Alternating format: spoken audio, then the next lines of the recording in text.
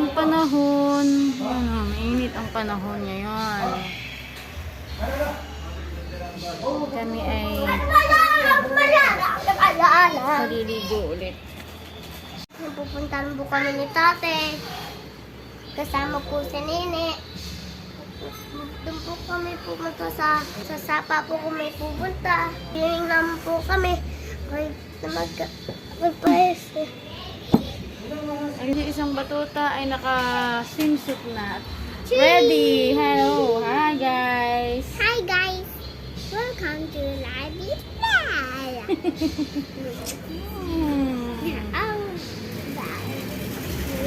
Hi, Mommy, Daddy. Go to your mommy and daddy! No, I don't like. Oh, let's go na! Tangan nyo kami papunta sa Sapa. At ito nga, dahil mahinit ang panahon, tara nang maligo or magpiknik sa Sapa doon sa kabilang bayan.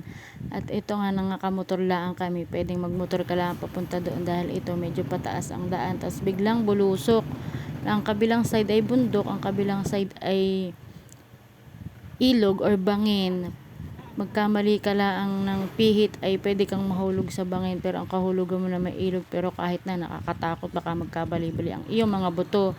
At so ayan, maganda naman ang daan dito at sementado na hindi katulad dating rough road, kaya enjoy ang pagmumotor. At ayan, sa tabing kalsada ay may mga puno ng niyog, may mga damo, medyo gubatan. At ngayon nga ito, tumigil kami dito para magbayad ng pinakang entrance fee para sa pagpasok sa kanilang barangay.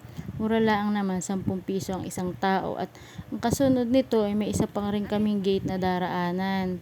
Yan, kailangan pa rin mag-entrance fee dito ng 10 piso naman ang isang motor kahit ilan ang angkas. At yung iba naming nakakasalubong ay mga pauwi na galing dito. At ito nga, nandito na kami. Hindi ko na binidyo yung pagpaparking namin ng motor dahil dito naman pati namin maidiretso at pwede nga yung dadaanan namin. Oh, may hagdanan, may akyat baba, tapos may tubig. So, ayan.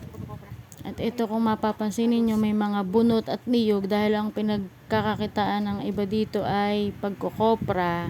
So, ayan o. Ayan yung gubat, mga puno ng niyog. Pwede ka rin manggulay ng pako. Ito kami pupunta sa Bandaroon. Ay, lulusong. Malamig ang tubig.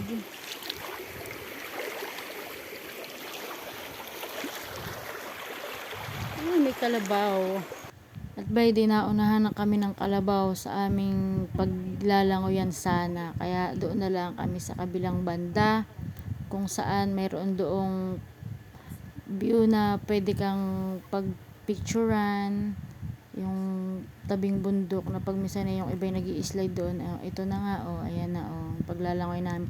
Mababaw lang ang tubig dahil ngayon nga tag-init na, kaya sobrang bumabaw. At ito, kakain muna kami bago tampisaw sa tubig at mag-picture taking. So ayan, di ba ga, pak. Di ba? Ganda lang kuha sa picture. Nakaka-relax. Nakakaalis dahil mababaw dun sa aming unang pinuntahan, kami ay lilipat. At yan na nga, lakad, sundan ang lana hanggang sa makarating sa kabila. At alam nyo bang, dito sa bayan ng General Nakar ay mayaman sa yamang tubig. Marami kang pwedeng pagpilian kung saan ka magpipiknik. Sa tabing dagat, tabing ilog, dito sa Sapa or falls, may irrigation pa nga kami.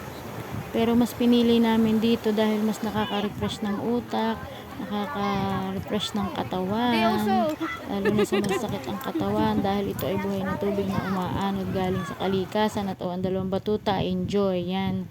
Medyo malalim-lalim ang tubig dito hanggang baywang, hanggang dibdib, pero medyo maliit lang siya. Kaya ano pang iniintay nyo? Tara na, bisita na kayo dito sa bayan ng General Nakar. At para mabawasan ng stress, kailangan namang mag-relax. O di ba ga? So, yun, nandito na ulit kami sa bahay. Ako'y maliligo na. At ako'y basang-basa. So, please follow, like, and share for more videos. Bye!